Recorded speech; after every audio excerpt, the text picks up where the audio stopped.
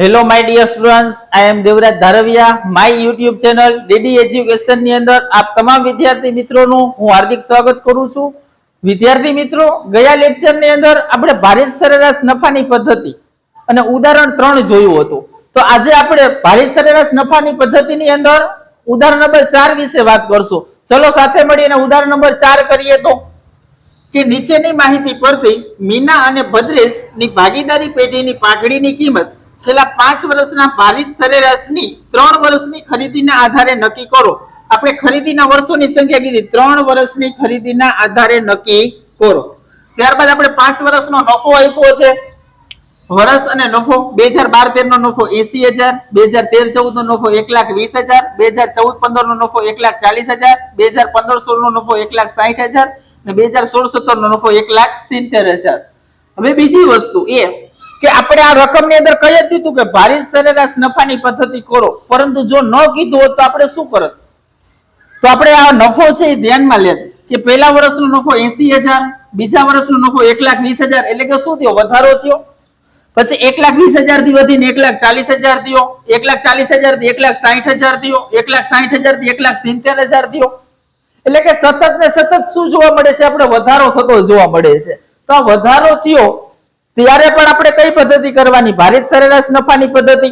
અને જો નફાની અંદર સતત ઘટાડો થતો હોય તો પણ આપણે કઈ રીત કરવાની? ભારિત સરેરાશ નફાની પદ્ધતિ. ચલો આપણે દાખલાની શરૂઆત કરીએ. એના પહેલા તમારે પહેલા સ્ટેપમાં આપણે શું કરવાનું હતું? 4 ખાના વાળું કોષ્ટક બનાવવાનું હતું. એને આપણે શું કહેતા હતા? ભારિત સરેરાશ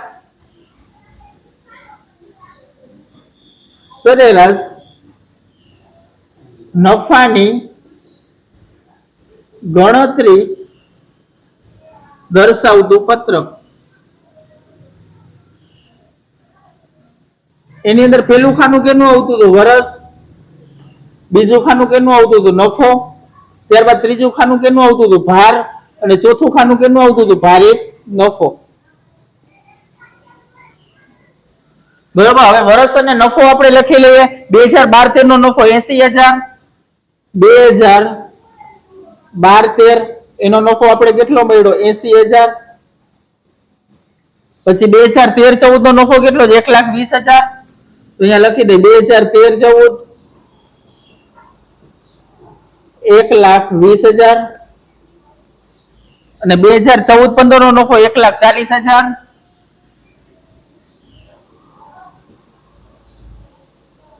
1,40,000. પછી 2015-16 નો નફો કેટલો? 1,60,000.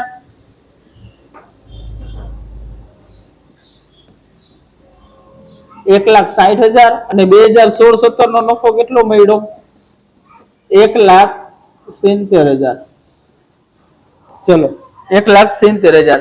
હવે આનો વર્ષ અને નફો લખી લીધો. ત્યારબાદ આપણે ભાર આપશું. જે વર્ષનો નફો ઓછો હશે એને ઓછો ભાર આપશું, ને એનાથી વધુ નફો હશે એને વધુ ભાર આપશું. આની અંદર 80,000 ઓછા છે તો એને ઓછો ભાર, એટલે કે 1. એનાથી વધુ છે ને ભાર નંબર 2. એનાથી વધુ છે ને ભાર નંબર 3. અને એનાથી વધુ છે ને ચોથો ભાર. એનાથી વધુ છે ને પાંચમો ભાર. હવે આપણે ભારનો શું કરશી? સરવાળો કરશી. 1 ને 2 3, 3 ને 3 6, 6 ને 4 10, 10 ને 5 15. આપણે શું મળ્યો? કુલ ભાર મળી ગયો અહીંયા. ચલો કુલ ભાર. હવે ભારિત નફો શોધી લે. ભારિત નફો છે આપણે તમને બધાને ખ્યાલ છે કેવી રીતના આપણે મળતો હતો કે નફો છે અને ભારનો શું કરતા હતા? ગુણાકાર. 80,000 ગુણ્યા 1 એટલે 80,000. પછી 1,20,000 ગુણ્યા 2 એટલે કેટલા થાય? 2,40,000. અને 1,40,000 ગુણ્યા 3 એટલે કેટલા થાય? 4,20,000.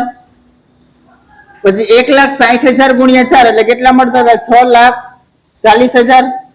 અને 1,70,000 ગુણ્યા 5 એટલે કેટલા મળતા હતા? 8,50,000.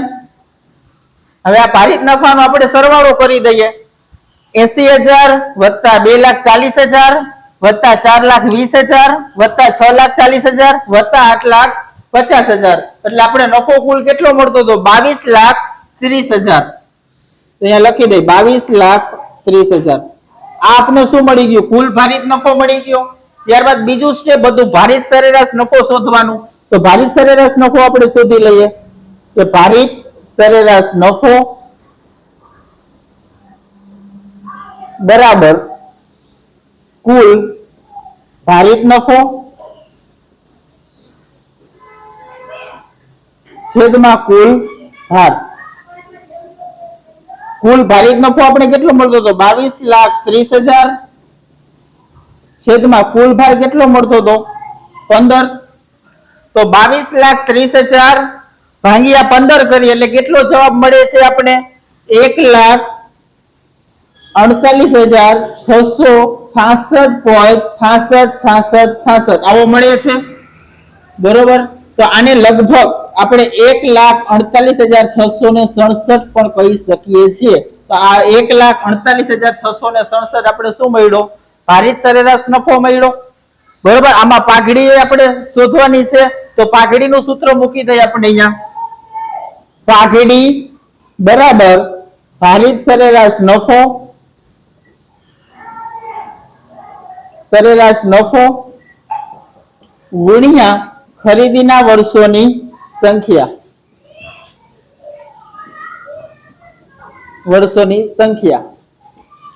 બરોબર. ભારિત સરેરાશ નફો મને કેટલો મળ્યો? 1,48,667 ગુણ્યા ખરીદીના વર્ષોની સંખ્યા કેટલી છે આપણે જુઓ. અંડરલાઈન કઈ રીતથી કે 3 વર્ષની ખરીદીના આધારે નક્કી કરો. તો ખરીદીના વર્ષો કેટલા છે? 3. તો 1,48,667 એને ગુણ્યા 3 કરો એટલે કેટલા મળે? 4,46,001. 4,46,001 આપને શું મળ્યું? પાઘડી. તો અહીંયા આપણું ઉદાહરણ નંબર 4 પૂરું. તો વિદ્યાર્થી મિત્રો આનો તમે સ્ક્રીનશોટ લઈ શકો છો.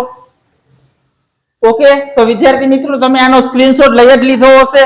ફરી આપણે નેક્સ્ટ વિડીયોમાં નવી પદ્ધતિ સાથે નવા ઉદાહરણ સાથે મળીએ છીએ. ગુડ બાય વિદ્યાર્થી મિત્રો.